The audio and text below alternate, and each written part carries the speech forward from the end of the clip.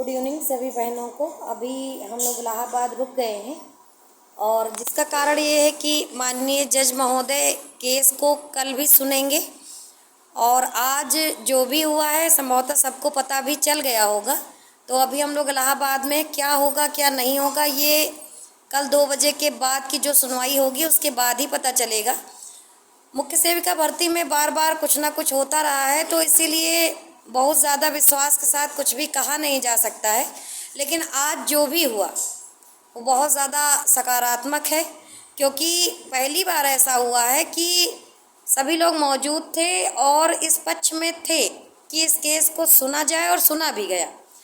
1 घंटे तक लगातार सुनवाई हुई, सबने अपना पक्ष रखा, जिसमें मेन पॉइंट ये था, जैसे कि मैंने 2 दिन पहले वीडियो बनाया था उमा जी के केस के बारे में लेकर के। तो उमा जी का जो केस था उसी को पढ़ा गया और उसी के आधार पे जो संविदा कर्मी है वो लड़ रही हैं।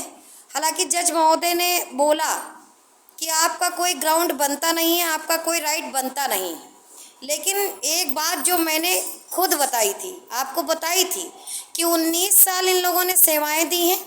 माननीय जज महोदय ने भी ये बोला कि अगर आपको इनको बाहर करना था तो आप 2006 में कर देते, तब आपने किया नहीं और लगातार आप इनसे सेवाएं लेते रहे। तो आप इन्हीं दोनों प्रश्न का जवाब दीजिए कि आपने इनको निकाला क्यों नहीं, और अगर अब आप निकाल रहे हैं तो उसका कारण क्या है। इसके लिए उन्होंने समय दिया है कि कल हम 2 बजे फिर से सुनवाई करेंगे। आप रिटर्न सबमिशन दीजिए या बहस करिए, जो भी ये बोला गया संविदा कर्मियों के अधिवक्ता महोदय से, विद्वान अधिवक्ता महोदय से, कि आप अपने क्लाइंट से डिस्कस कर लीजिए कि वो क्या चाहते हैं, क्या वो 126 होल्ड पर मान रहे हैं। और विभाग के जो अधिवक्ता, स्थायी अधिवक्ता महोदय श्री भरत प्रसाद जी, उनसे भी बोला गया कि आप विभाग से डिस्कस करके ये जो 2 प्रश्न हैं कि आप 2006 में इनको क्यों नहीं निकाले और अब निकालेंगे तो क्यों निकालेंगे, या फिर आप ये बता दीजिए कि आप नहीं निकाल रहे हैं। तो यही सब पेच हैं।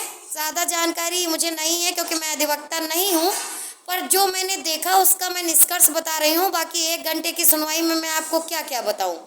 बस इतना कहना चाहूँगी कि जो उमा जी वाला केस था, जिसको लेके वीडियो बनाया था, उसी पे पूरा दारो मदार टिका था और उसको भी लेकर के माननीय जज महोदय ने बोल दिया कि आपका कोई ग्राउंड बनता नहीं है। लेकिन बस यही एक बात है कि आपको तब क्यों नहीं निकाला गया 2006 में।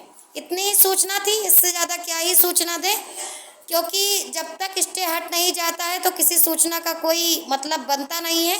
मैं यहीं पर हूँ, एक मुख्य सेविका बहन जो संघर्षरत हैं उन्हीं के घर पे हैं, तो यहीं रुकेंगे। कल अपना केस देखेंगे, जो होगा उसकी सूचना माननीय गुरुजी के द्वारा दे दी जाएगी। क्योंकि मैंने भी बताया है कि मैं दूंगी सूचना, जो भी मुझे पता चलती है, तो मैं वहाँ पर प्रत्यक्षदर्शी थी।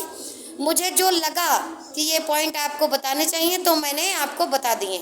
जल्दी मिलेंगे अगले अपडेट के साथ, तब तक के लिए धन्यवाद।